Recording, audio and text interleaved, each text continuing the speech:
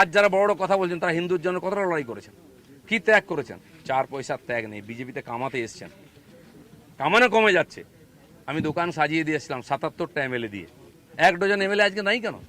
MP কোথায় গেল? জেলা পরিষদ সমিতির প্রধান চলে যাচ্ছে কেন? জবাব কে দেবে? 21-এর পর থেকে বিজেপি নামছে। 19 সালে বিজেপি 41% ভোট পেয়েছিল এবং আজ অনেক নেতা আমাদের পার্টিতে তার বিরুদ্ধে লড়াই করে আমরা পার্টিকে বাড়িয়েছিলাম। অনেকে প্রশ্ন করছেন 41% ভোট আর 121টা বিধানসভায় আমরা লিড নিয়েছিলাম।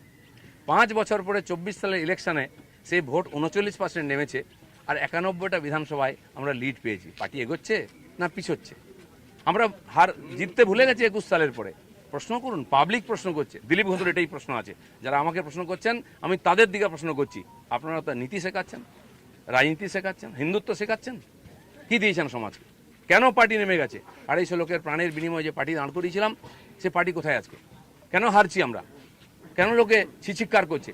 আর এই দালালরা যেদিন থেকে পার্টিতে এসছে বিজেপির গন্ধও চলে গেছে, বিজেপির স্বাদও চলে গেছে। লোক বিজেপির ভরসা করতে পারছে না। তাই ভরসা ফিরিয়ে আনার জন্য লড়াই করুন, নাটক করবেন না। রক্ত দিয়েছি আমরা, ঘাম দিয়েছি, তারপরে মানুষের বিশ্বাস জিতেছি, মানুষের আশীর্বাদ জিতেছি। দিলীপ ঘোষের তো লড়াই জারি আছে। আপনারা ঠিক করুন কে কোন পার্টি থেকে লড়াই করবেন। দিলীপ ঘোষ পার্টি পাল্টাতে আসেনি, পশ্চিমবাংলাকে পাল্টাতে এসেছে। ধন্যবাদ সবাইকে।